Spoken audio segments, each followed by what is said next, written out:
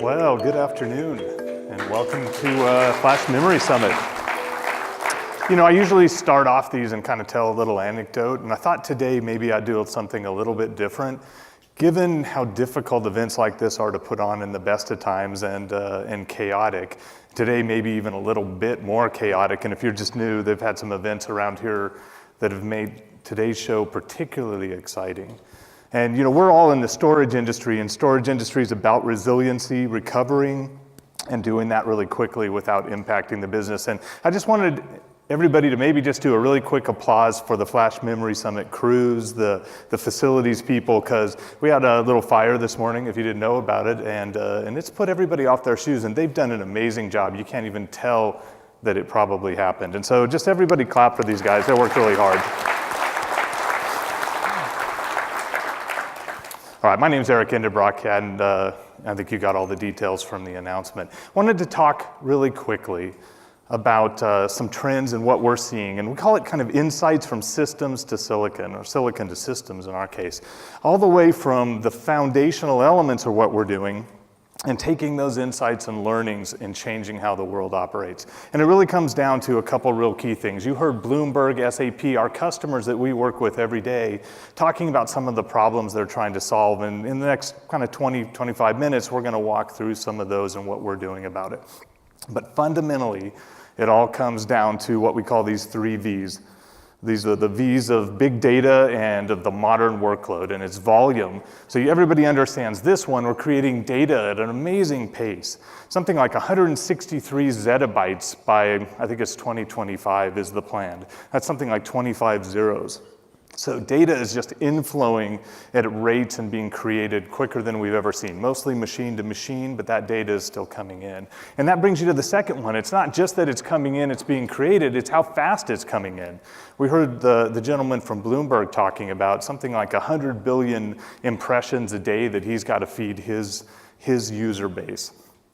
Or that's 5.9 trillion tweets a day, or 160,000 images that Facebook uploads every minute. And so this velocity of data, and then trying to do something with it with automation, advanced AI, and machine learning is just crushing the systems of today. And then the last one, if not enough that it was a lot of it, and that it was coming very fast, the next part is there's too many kinds of it, structured, unstructured. It's everything from databases, rows and tables, and bits and bytes, but now images, audio files, every part of this that you have to consume and somehow do analytics and produce results on. And so that's the challenge that we're facing, this modernization of the infrastructure to turn that. And so as we talk today, I wanted to walk you through a very high-level system architecture. This is a very simplified version of what that might look like. You can kind of see across the top, you got everything from memory, fast storage, primary storage, software, solutions, CPU, networking, lots of different things that go into an architecture. And it's the work Micron's doing with our customers, the work that's happening in this room that's actually helping customers solve these challenges and problems. And so I don't think there's ever been a time where our industry has been more relevant to solving the challenges of the future. And so let's dive right into it. As you kind of build this out, I wanted to talk a little bit about memory. Let's start there. So obviously DRAM, something that's foundational to Micron. We've been a 30, 35-year company building DRAM solutions. But it's moving now more into the persistence. So memory is a piece of it. You need to be very fast. It's closest to the CPU. But now it's even more important as in-memory databases and the analytics of the future approach $14 billion market by 2022 that we really address and we broaden what this world looks like. And so to do that, I'm going to invite Curry Muntz out on stage with me as well. He's going to help out and make this a little bit more lively. And I will tell you one anecdote. They tell you in show business, don't work with, children, animals, and marketing people.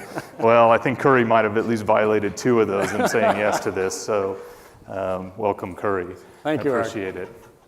So as you kind of think through this, you have the traditional memory hierarchy, and it goes across memory semantics and storage semantics.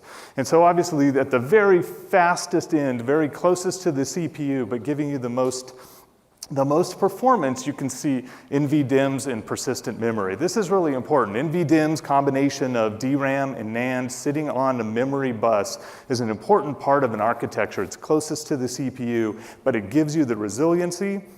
It gives you that data residency, so it's very close there and your data is protected. Again, something that's very important to us in this market. Great point, Eric. It's always really been about tiering. We've never been able to afford to put all our data on the fastest storage out there. If I were up here probably 10 years ago, I'd be talking about tiering. I'd be talking about how we're tiering 7200 RBM drives to 10K to 15K. What you're seeing here really is an exciting proliferation of the number of solid-state devices, though, that sit between spinning disk and DRAM and compute. It's really all about how we get information and data to the CPU, to the processing, more efficient operations, more power efficient and faster operations. And in each one of those new technologies, they all have a little bit of different quirks, different behaviors, different operations. So really trying to understand all those and how they're going to work together is really important in trying to build out the data center and use these. And what's exciting to me at Micron is from the flash, the DRAM and NVDIMM, from the 3D XPoint, to the NAND flash and SSDs, Micron is actively engaged in all those technologies. So it's a very exciting opportunity for us to figure out how to optimize and bring those all together to solve these kinds of problems. Yeah, you bet.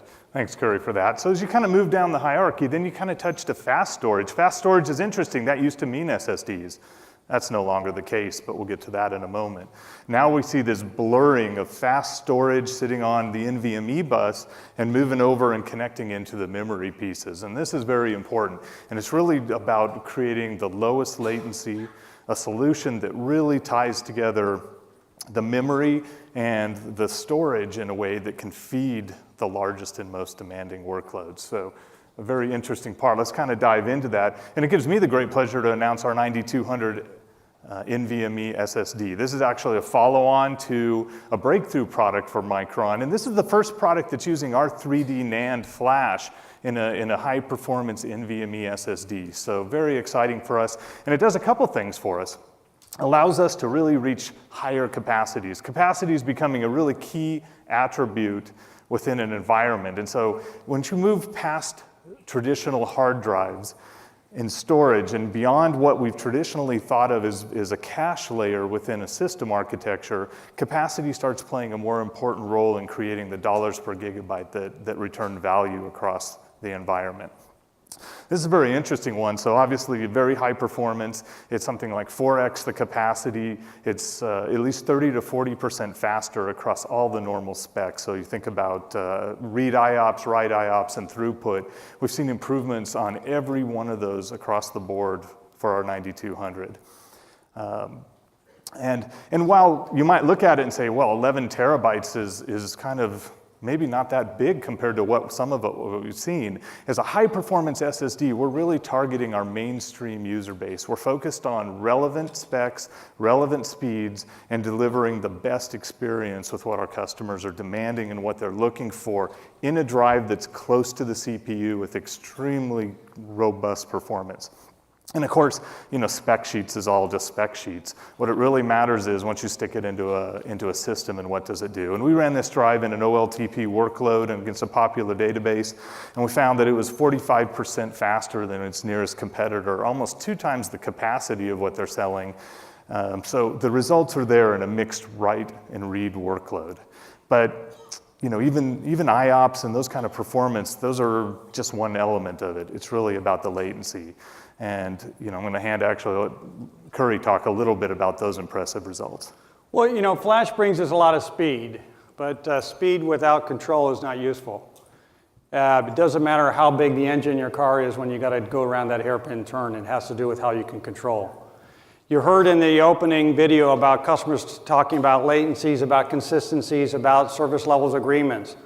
So we've got to focus not just on speed, but how are we addressing control? How am I getting the information back? Not on average, how am I getting it back, worst case conditions? How am I getting them the right data, treating their data, handling their data to get them back what they need and when they need it? Kind of plotted here and looking at one of our obviously key measures is what we call the 5 nines. What is the maximum latency at 99.99% of the time? Kind of show you a trend of kind of where we've been with storage devices as we've evolved interfaces from spinning disks to legacy spinning disk interfaces down to NVMe optimized for solid state and the PCI with the high bandwidth and low latency. So you see the 22x improvement, continuing to work on that as being critical, and not just to focus on speed, but focus on control and focus on how we deliver on the customer requirements of consistency. Yeah, makes a lot of sense. And so as we kind of continue to build out our architecture and fill in this picture of what the modernized infrastructure looks like, primary storage comes next. Of course, primary storage being a really key component. And as we kind of look at what's happened over the time, a lot of the innovation here has come from the NAND that we produce. And so you think about it, in 2016, we started replacing 15K hard drives. They were all but dead. Gone were the days of more spindles to get IOP performance or short stroking hard drives within systems. That part disappeared. I think we pretty well knocked that over. This last year has been sort of this evolution of 3D and TLC really coming in and challenging the 10K hard drive world. So we've seen great disruption starting at some of the biggest data centers of the world, looking and doing the math and saying, you know what, it's not just performance that's causing this shift. What we're seeing is the value economics, the savings from doing things at scale on flash, pulling the trigger and making 10K mission critical hard drives something of the past. And as we look forward, a lot of talk and interest into what can go beyond this. And so we take our 3D NAND technology, what we think is probably the best in the world, and we apply QLC and even things like compression and other techniques to it, and we start challenging even further down into the stack of spinning media, driving it out from relevance or even dominance that it is today. Certainly true for any workload that has active data that has to be searched. And so we're very excited about what we're doing in that area. So as you heard, I'm responsible at Micron in terms of developing SSDs, and I always say a good SSD has to start with good NAND. And what are we looking for in NAND? Well, obviously, number one, we're looking for cost. We typically look at cost in terms of density, how many bits I can get on the surface of the disk, and as I get on the wafer, as I get more and more, I'm going to get lower and lower costs. So density is one. Throughput, performance, speed. How do I get more data in and out of the device? Power efficiency, and also endurance. And I'm really excited to be up and proud to be up here on behalf of Micron and really talk about our latest NAND die here. It's our 512 gigabit TLC, 64-layer device. You can kind of see here comparing the density in gigabits per square millimeter compared to two of our key competitors, 16 and 20% higher density. That's significant. I'm an engineer, so I learned you can't say wow when you're an engineer. It's not a technical term, but that's a wow. Also in this, in ways of getting it, is not only using floating gate, but putting the CMOS underneath the array. That allows us to get this very high density. In addition to doing that, allows us to get to high degrees of parallelism to support 4 planes of operation, giving us twice the parallelism that we're getting competitors compared to using 2 planes.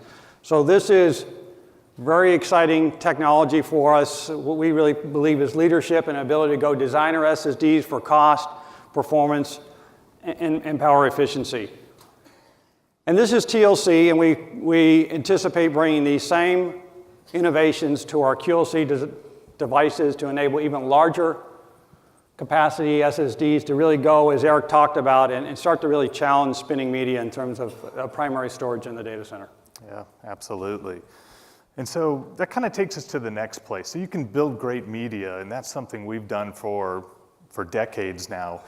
But there's still something even beyond that, and that moves into an architectural level of the software. The software is still not at a place that it really enables Flash to do what it does. It's been designed for spinning media, and so to change that, you really have to think software in the firmware of an SSD. You also have to think software in the system stack, and you have to start with first principles and say, how do I design this differently so it's organized and optimized to take advantage of something like Flash?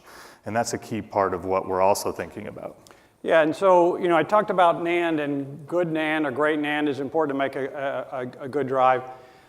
We also have to understand that NAND is a complex asymmetric read and write, program times, erase times, defect management, wear leveling, garbage collection. So one of the key hidden aspects that you don't see when you open up an SSD is the firmware which is inside. How do I manage all that? How do I hide that? How do I keep driving innovations and new features in the NAND to let me go faster, do things better, reduce that latency, increase the consistency? I've got to go do a lot of work in managing it. I've got to start to expose how do I let users access different parts of my media to get different attributes. Where do I put my fast data? Where can I put the colder data? How do I break up the streams on the drive?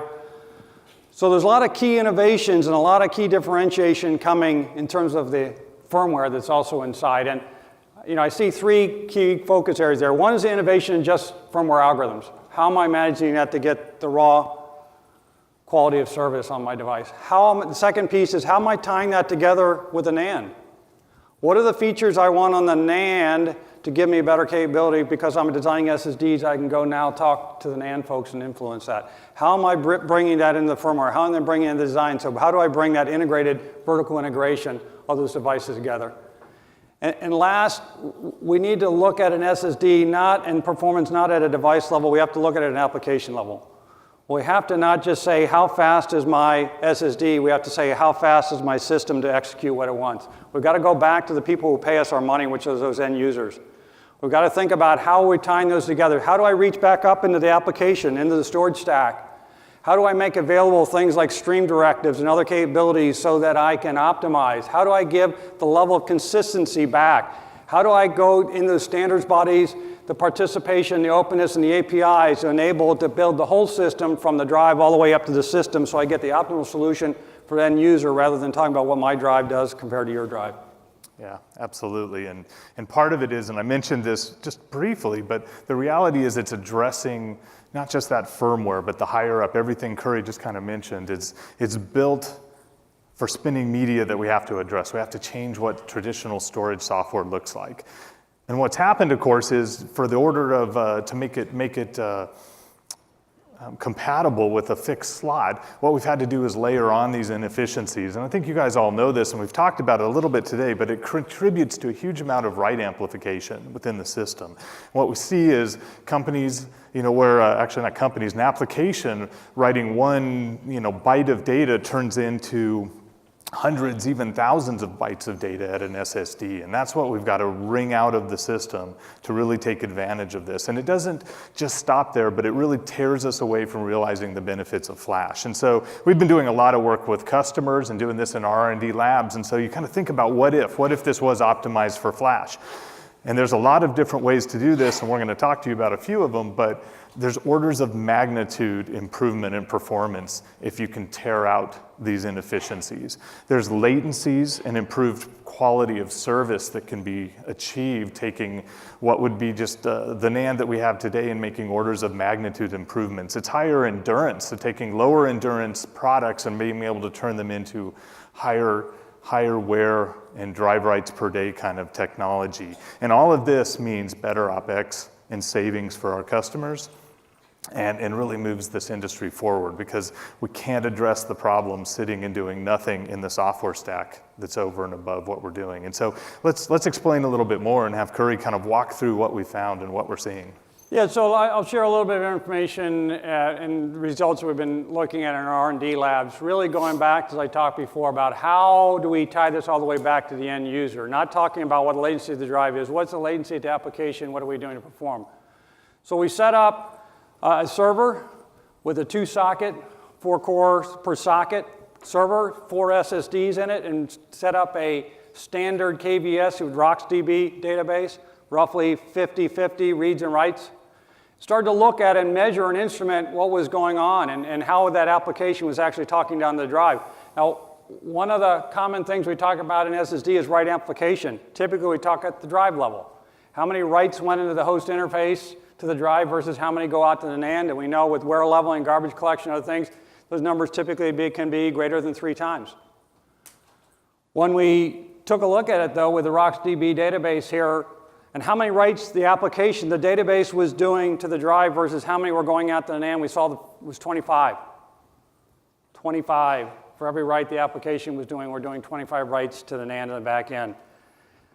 When we went in and started to understand where those were coming from and optimized that storage stack, that storage layer sitting on the host between the drive and the application, we could drive that number down to 3. So an 8x improvement in the number of writes. Obviously, substantial improvement in endurance, but we can also look at what it meant to performance. And again, not performance of the drive, performance at the database. So we're plotting million database operations per second here, and you see a 8x increased performance when I change to that optimized storage stack. So the processors were idling, waiting for IOs to go back and forth and latency to complete. When I took those out in the storage stack on the host side, I got 8x improvement in the database. I've talked about quality of service and consistency. We also saw an even larger dramatic 95% reduction in both the average and in the tails of the distribution of latency. So substantial improvements in the overall control consistency in the application by changing it. And lastly, looking at data centers, one of the key limitations in data centers is power and power efficiency. So I've kind of plotted the inverse here, which is watts per million database operations per second. And you see a 7x improvement. So for the same amount of power, my database could execute 7 times more operations when just by changing the storage stack and optimizing off of the standard Linux onto one optimized for flash. So substantial improvements in endurance, performance, consistency, and in power, both at the drive level and at the system level. And so this is work we're doing in our labs, working with a few partners.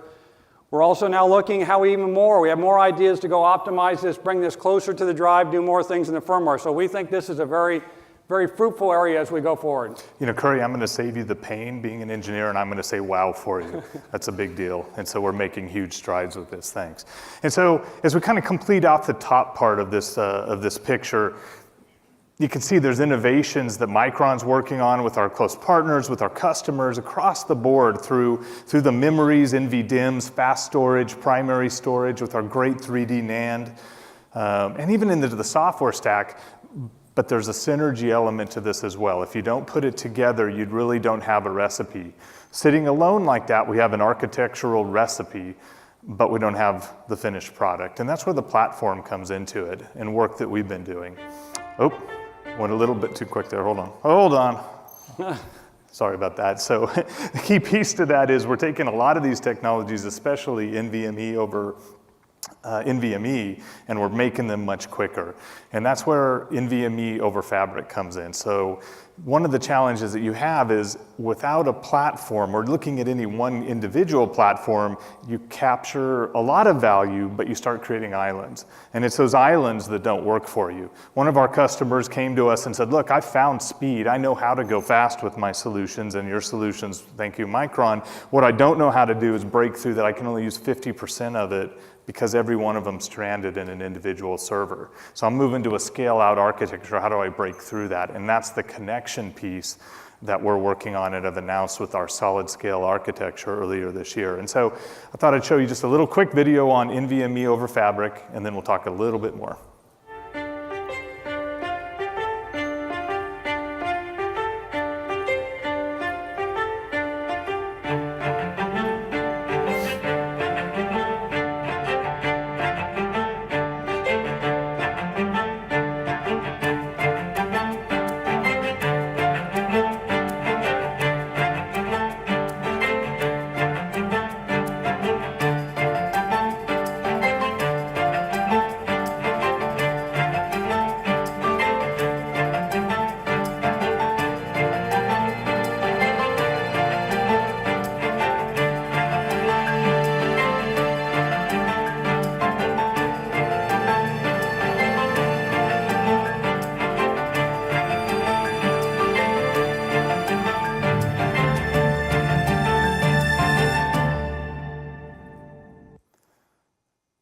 So you can see through that, our answer is this solid scale architecture we announced earlier this year.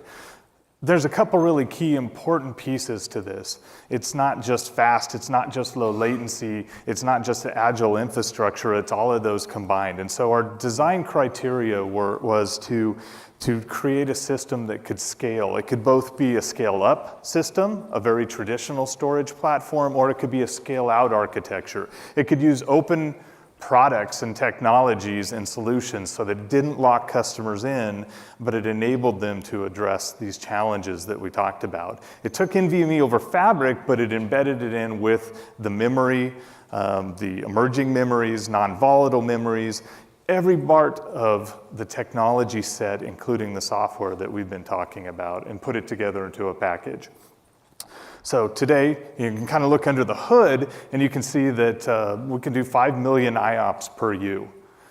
And that's an impressive number. That's a wow factor itself. But the reality is this is a scale-out architecture. Add another U, make that 10 million. Add another U, 15. And so as you start looking at it, what you get is incredible both capacity densities, which are important in the volume world we talked about. For the speed at which data is coming at you, we've got incredible throughput and scalability built into the system. We run this against a Microsoft SQL solution, and we can saturate 100 gig Mellanox links and deliver 11 gigabytes per second throughput.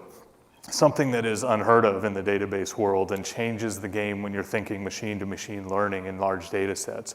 And it's really a solution that keeps latencies to a minimum. What our design criteria was when we started with solid scale was how do I make latencies of a complete network solution be basically the same as a local NVMe drive, and we've accomplished that within 1%. And so incredible results, and seeing a number of different customers and partners come to work with us around this solution, and it's very exciting. And so as you kind of put all these pieces together across the top, there's other parts you influence. So we work and influence the CPU by putting our memories close to it and speeding transactions. We work very quickly. We reduce power by creating far more capabilities and operations, reducing server footprints, changing up how many nodes it takes to drive a given workload. And really through NVMe and our close partnerships, really tying together the networking and I/O part of a complete architecture that's designed, developed to change the world and take our silicon insights all the way up to the system piece of it. And so if you want to learn more, we had to go really quick. This is a half-hour presentation. We're in booth 210 upstairs, or room 210. If you want to talk to us more, you can come talk to Curry and I afterwards. We've got a mixer tonight if anybody likes to have fun. So I'm going to leave you with a short video, and thank you very much for your time. Thank you.